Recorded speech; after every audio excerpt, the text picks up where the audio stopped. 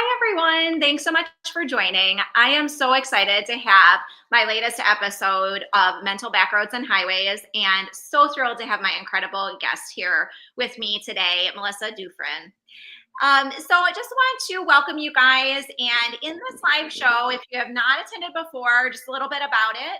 I interview incredible leaders who are trailblazing and pioneering for a better tomorrow in our homes, community, and globally. This live stream is part of the Two Mamas to Love platform and focuses on different topics that I discuss in my upcoming book, Two Mamas to Love, Pioneering a New Kind of Motherhood.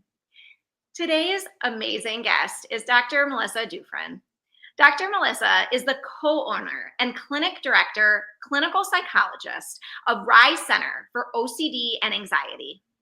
Through Rise Center for OCD and Anxiety, Dr. Dufrene endeavors to increase access to the treatment and training of OCD and anxiety disorders.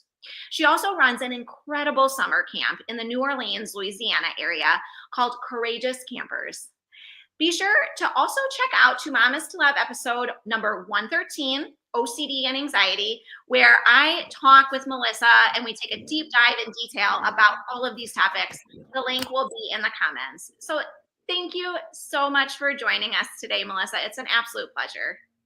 Thanks, Valerie. I'm so excited to get to talk with you again. I think our biggest struggle is staying focused on identified topics and not just chatting. Same. I love talking with you. I feel like I could talk with you about anything. And I love to talk with you about a variety of things, but I would love for you to tell us more about just anxiety and OCD. You are just a wealth of information, and I love the way you break it down. And I think it's just so prevalent.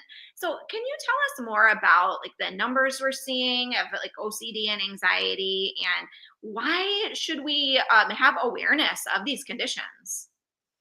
Yeah, I think that OCD and anxiety disorders, generally speaking, are really underestimated in terms of what the general public thinks is the rate of experiencing it and the impact of it. Not only even just individually, but economically, in education, in family wellness.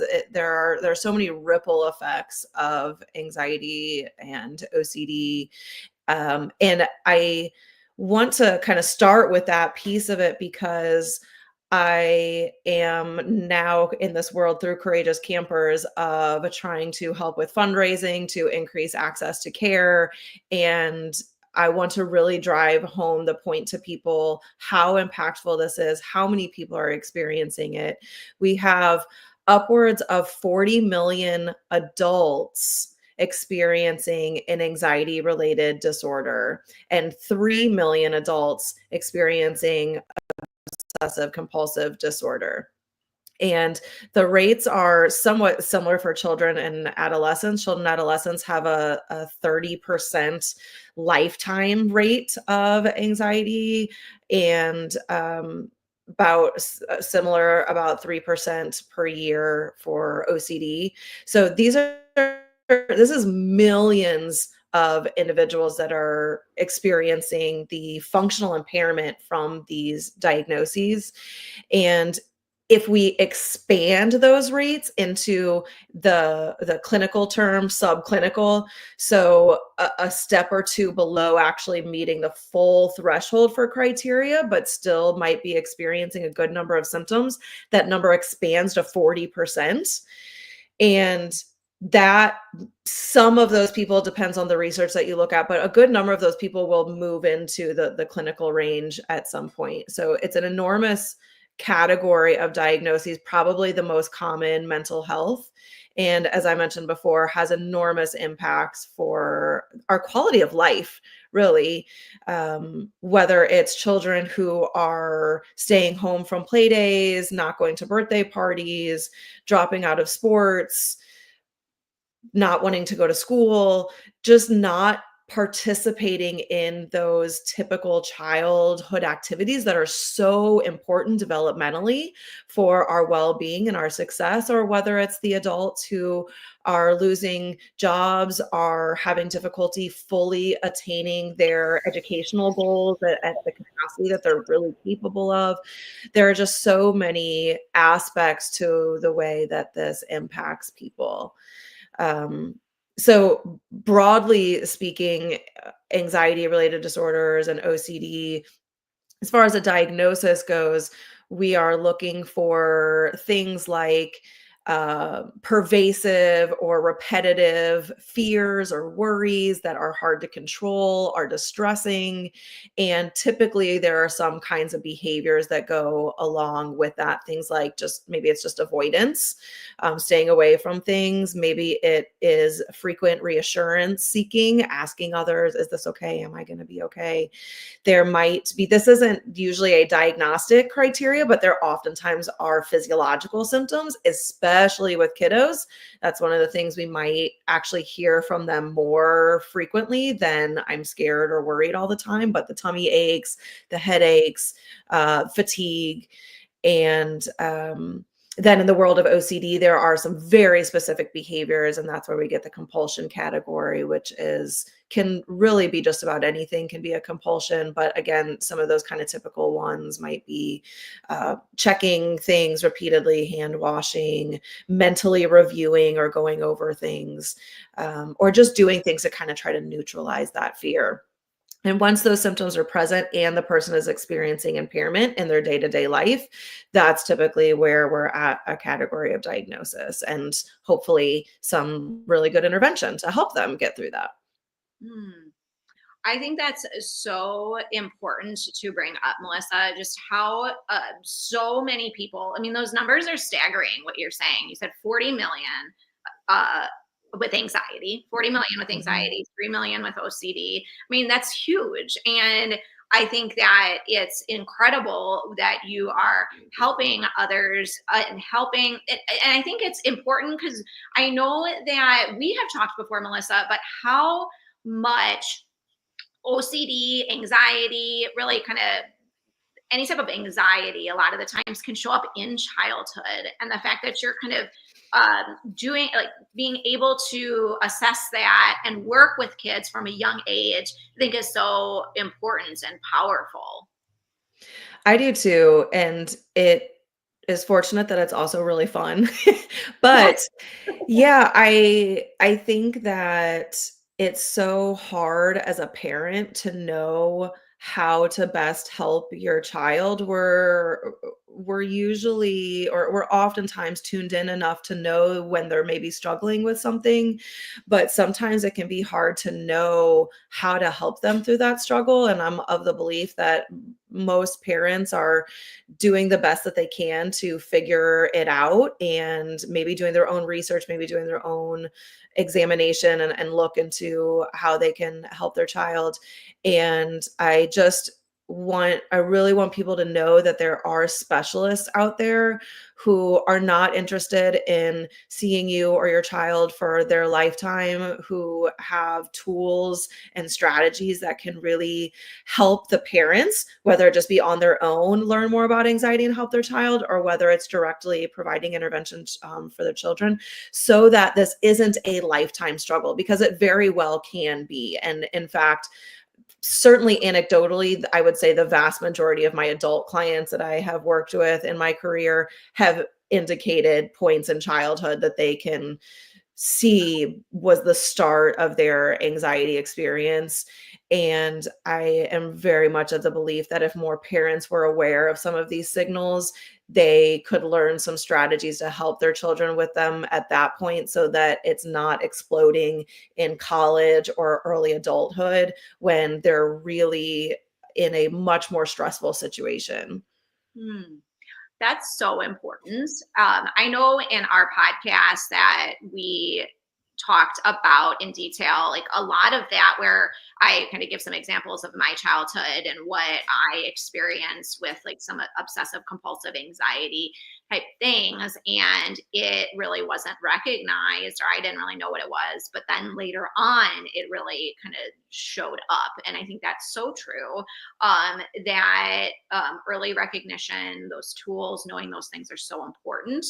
um, Melissa, I would love for you to tell us more. You have well tell I would love to learn more about Rise, but in particular I would love to learn about this Courageous Campers, because this is your second year that's coming up in the It summer, is. and it's incredible. Tell us more about it and ways we can help and learn more about this incredible opportunity for kids in your area. I would love to. So, Rise is the private practice that I'm a co owner of, and we have a team of specialists that are highly trained in anxiety related disorders and obsessive compulsive disorders and other under that umbrella. And because of our specialty, the anxiety and OCD world is kind of small in terms of the clinicians that work with it. And so in our area, there are a handful of us. And we also have a small nonprofit organization called OCD Louisiana.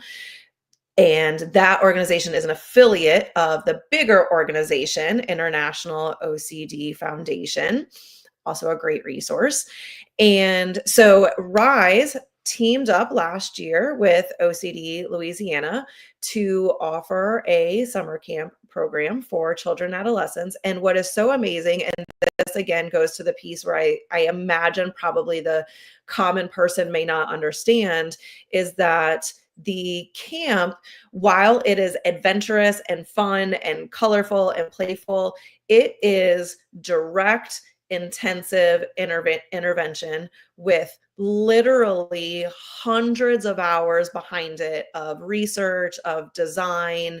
As we begin to intake the children, we start to individualize the camp approach for each child so that we can make sure we're hitting things over 20 hours. Well, actually, precisely 20 hours of intensive intervention for children and adolescents with these categories of disorders. And what I don't think people realize is that to obtain that in our typical managed care kind of world is all it feels nearly impossible oftentimes. I don't feel like that's an exaggeration. I think parents who have lived it would agree with that, because the specialized programs are few and far between. There are none in Louisiana. So that means you have to get your child on a plane or in an extreme car ride. And then you are probably going to a place that is some sort of a residential program. So now you've got to get your anxious child to this other state where you're not going to leave them for an extended period of time, oftentimes open-ended. So the cost is enormous. The boundary is enormous. And so even the people who might be able to make it work financially, maybe their insurance company covers it, few and far between, or maybe they have the financial means. Sometimes it's just simply too distressing. We've got to pull the kid out of school. The kid doesn't want to do that. That's terrifying. So it's an enormous barrier. And then the cost, thousands of dollars. So our goal is providing this camp very low cost, ultimately free. We're working really hard to increase funding so that we can just offer it for free. It's $350 right now, which is kind of a typical week of summer camp, I think. And yeah, the kids spend the week learning about anxiety, getting to interact with other kids that understand that experience, learning tools and strategies, practicing those tools and strategies. And at the same time, the parents are getting that all of that information as well. So each day the kids are going home with not only what did I do, what did I accomplish, what's the awesome stuff I did, but here's the strategies that your kids are learning today. Here's how to talk to them about it. Here's how to work on it at home, so that we can bridge the gap from the camp day into home. And that was certainly some of the feedback that we got from parents, was that that information was incredibly helpful. They were able to implement things. And last year, after that 1 week of camp, we could observe the improvements. Certainly, we were hearing from parents drastic improvements in confidence and leadership, and just the relief their kids would talk about. And we were able to see some data that suggested that indeed objectively there had been improvements for these kids over the course of just 5 days. And it was so fun. A lot of work, a lot of work year round, but so fun. And we are absolutely looking forward so much to doing it again this year. Oh, I love that. I love that. Now, Melissa, can you tell us, so who would qualify for the camp? Do you have to have OCD, or can it be generalized anxiety? And how would we go about knowing like what child can attend this camp?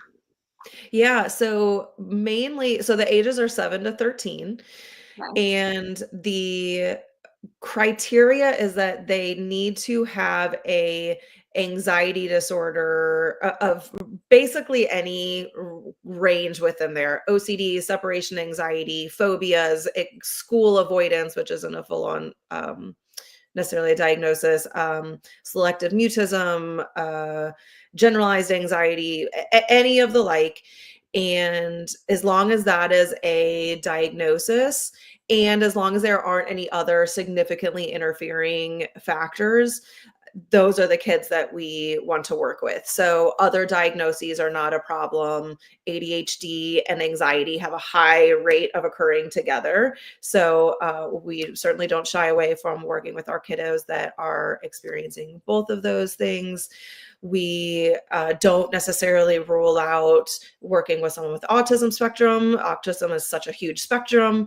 And as long as they have the ability and willingness to participate, love it, happy to work with them. So there is diversity within that. And the way that we go about assessing that is we ask parents who are interested to complete a brief phone consultation where we kind of ask a set of questions just to make sure it seems like there's at least a really good chance that they're a good fit for the camp. And then once that is approved, we go through really a pretty formal clinical intake process. We spend some time interviewing the parents, the kids. The parents fill out a ton of information.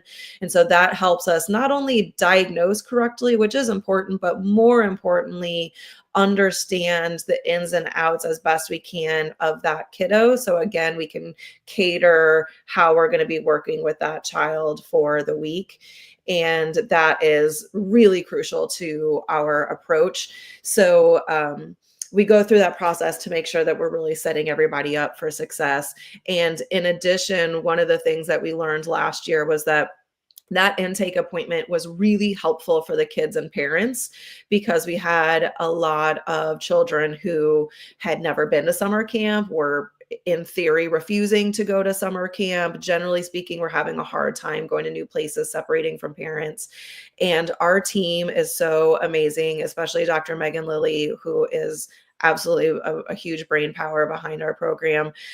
They come in and they meet us, they meet Dr. Lilly, and it's a done deal. They're ready to come back. We had no problems the drop off day, the first day, which was amazing. And I think just a real testament to how quickly we can establish a rapport with these kids and get them to buy into really how much fun this is going to be. Oh, that's amazing. And it sounds super fun. I know you were talking on our podcast about like there's mystery slime or something like that, and Oh courageous, yeah. and it sounds really cool. I want to attend the camp. Yeah, I know my kids too. We were eating bugs, eating like cockroaches. We were um rolling around in this obstacle course that we had created that had all of these different sensations and experiences, while they were also getting sprayed with a mystery substance.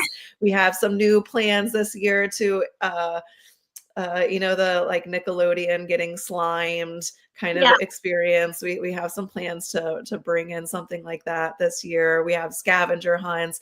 It really is fun and exciting. And because of the creativity I think that we've brought to this approach, the children have an experience where there are things that they're going to do that are going to be easy and carefree. And then there's going to be things that they're going to do that are going to be more challenging or maybe a little bit more uncertain or maybe even a little bit scary. And because they can experience this in a diversity of other children with anxiety disorders, they never feel like the odd one out or that there's something weird because they've been watching their peers struggle and have successes. And so it just becomes very normalized. And everybody starts, the kids last year started to really be able to kind of check in with one another, help one another, lead other kids through things it was just, I was really shocked by the level of camaraderie that happened between those kids in such a short time. So amazing. I was so proud of them. Everybody was just so thrilled with that first group of campers we got. Could not have asked for a better bunch of kids. Oh, I love that. And it reminds me of just summer camp from when I was growing up, and it didn't have any, like, there was no clinical part of it or anything like that. It was like with the scouts, but like that camaraderie you're saying is just so powerful in a camp setting. And then putting it into a setting of like-minded or people who just kind of get you or get some, like they understand a bit what you're going through, the worries and all, like these uncomfortable feelings. It makes you feel not Yeah. alone. And that's, so now I have a serious question. Oh, Not just serious. one. Um, do you do you have to eat bugs? You do not, no one has to do anything. So our entire approach is helping. I will say, so one of our counselors last year was so awesome in that particular experience they were doing. She introduced me to a term called a snake taste. So you do Okay. like a little like, so she was working with some of our kiddos who wanted nothing to do with it. It was like, what about a little snake taste? And we had a few varieties of things. We also had like lollipops. And so the bugs were like inside the lollipop. So we had a few kids who were like, I'll have a few licks of the lollipop. But no one has to do anything. We really teach the kids about kind of sitting in their uncomfortable experiences and learning how to make friends with that emotion and those physical sensations so that they're not this scary monster that they have to push away and get rid of. It rarely works, right? And all of these things that these kids are feeling that we feel as adults, they're normal human emotions and experiences that we are supposed to have. And so we do a lot of work with the kids, especially in those initial days, about recognizing those things, being able to sit in them. And then the kids learn about willingness and openness to experiences. So we, throughout the week, kids have a willingness meter where they can kind of look at like, how willing am I to go into this experience fully for what it is without trying to, well, sure, I'll touch the bug, but I'm just going to like make sure I'm thinking of puppy dogs and rainbows in my head the whole time. Like I'm going to touch the bug and I'm going to really be touching the bug. And as long as their willingness is there and they're open to it, we're there and we're going to offer them the opportunity. They may choose to observe. We may work with them to creatively figure out, okay, we're not willing to touch the bug or taste the bug. Oh my gosh, I just remember this. We had another one who didn't no snake taste, nothing was happening, but he was willing to put the little the little cricket snack on I think we glued it to like a toothpick or something, and Uh-huh. then he like carried the bug around and they named him. I want to say his name was Pierre maybe, and he was bringing this little buggy around, and it was awesome in its own way. That's amazing. I love that. Well, that's what's so nice about, and I think like just coming even from an adult standpoint of sometimes I did not learn these skills as a child. So it's almost like it would help me to learn how do we teach kids and really, I think in adults in a way, almost like, I don't know if that makes sense or if that's something that Totally. better, but like, it's like, oh my gosh, that is, so I love how you say making friends with that anxiety or that OCD or Yeah. whatever, like viewing it as a friend and not a monster under your bed or whatever, I think is just kind of timeless, regardless of the age almost. Absolutely. You're 100% right. We talk about the same concepts with our adult clients. Yeah. I just think we're trying to like kind of cut the problem off before it gets to adulthood. And it makes so much sense how we get there as kids or as adults because we're typically doing things that are incredibly logical. You're afraid of the thing, stay away from the thing. You're worried about a bad thing that's happening, we'll look up all the ways to make sure that bad thing doesn't happen. These are actually really logical sequences to go through and sequences that in a lot of aspects of our life are really effective. There's hurricane warnings, and so we pay attention. I'm in New Orleans, so we pay attention to what kinds of supplies we need, and charge batteries, and decide if we need a plan. It's just that anxiety is different because it's an experience underneath the skin, and we don't really have the ability to control what kinds of thoughts we have or what they sound like. We don't have the full ability to control our physiological sensations, our emotions. So we need different strategies, and those strategies are really more along the cognitive aspect, how we think about those things, how we talk to ourselves about those things, and the behavioral aspect in learning and developing kind of this growth mindset that this is hard for me now. And the more that I practice it, I can do it. And I have the inner strength to experience this emotion. And I think that's one of the biggest, most helpful things that parents can do is that when they see their children afraid or pulling back from something, working with them to stay in that moment and incrementally progress forward, because when we help them escape, we are inadvertently potentially teaching them, you're right, that is too much for you, that is too big, that's too scary. And as adults, we can actually do a pretty good job of gauging, is this really scary or dangerous, or does this just feel scary and dangerous? And that's what we need to help them learn the difference about. That's such an important point. I love that. Now, Melissa, I would love for you to share with our audience who is ever listening live or to the replay later where they can find more about Courageous Campers, about Rise. And I also have it in the comments as well. So people can click on those links as well. But please let us know where we can find you and learn more. Sure.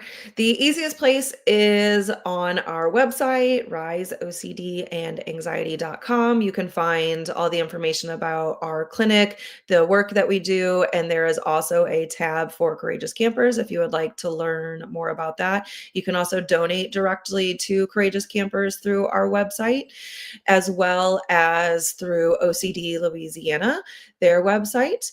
We have a Instagram, Rise OCD and Anxiety. There is a Courageous Campers Instagram. There's a OCD Louisiana Instagram. You can find us on Facebook. You can find me on LinkedIn and Rise on LinkedIn. So basically any of the places you would think to search, we are there. That's awesome. I'll make sure I have all of that in the show notes. And I love how you can be accessed through a variety of ways. And I think that's great. And thank you so much for everyone who has been making comments, tuning in. Just love you guys, love this community. Now, Melissa, I know we can talk all day. There's so much I love talking with you about. But as we wrap up here, I would love for you to leave with our audience anything that you would like for them to know or go about their day about anxiety or OCD or anything else that's on your mind. Yeah. I would like to leave people with the message that if you are someone who is experiencing anxiety or OCD, please know that there is help. There are people who are really trained and really passionate about this category and who will understand, even if you feel like what you're experiencing is scary and terrible and no one will understand. I promise you, we have heard it before. And if you are a loved one who has someone in your life that you are worried about, or that you are seeing the impact in their life that anxiety or OCD is taking, please reach out to them. Let them know that you believe that they can change their life, that they can live the life that they want to live, and that if possible, you're willing to help them find that. I think that would be a really wonderful takeaway for everybody. Mm, absolutely. Well, thank you so much, Melissa. I absolutely love chatting with you and love all the engagement from the audience. Just a quick question, Melissa. Matthew Kilkenny from Ireland. He says something about, let's see, important message. It looks like with social media anxiety, is there something that we can see with anxiety and OCD arise with that, or is there more? I think this is an important topic. Yeah, there have absolutely been numerous studies that have looked at the impact of social media on anxiety. I can speak to just the experience, well, lived experience, but also, especially with the adolescents in that category, the impact of the comparing oneself, the impact of seeing where friends are at all times. So, yeah, absolutely could become an enormous, it already is an enormous problem. I really encourage parents to talk with their kids about the uses of social media. We're never going to control it. We're never going to get on top of it. It's going to be very hard to do. Our kids are savvy. My 9-year-old has been coding for 2 years. Like what? I Yeah. had a hard time turning my microphone on earlier. Like, come on. It's going to be hard to control it, but I think we can teach our kids about the ways to use those things and what's acceptable within our family unit, what's acceptable within our school unit, how those things work. And I think we have a much better likelihood of curbing the impact if our kids are learning from us than from us trying to play whack-a-mole and Mhm. monitor and control. It's going to be a tough fight doing it that way. Yeah. Yeah. It's an important point and definitely important conversations to have and continue to talk about and continue to raise awareness to and interventions. And I love talking with you, Melissa. I love this community we have. So thank you so much again. And be sure to check out that everything that Melissa has to offer, as well as Rise and Courageous Campers. And again, everything will be in the show notes and links. So thank you so much. Thank you, Valerie. Thank you. Have a good day. Bye, everybody. Bye.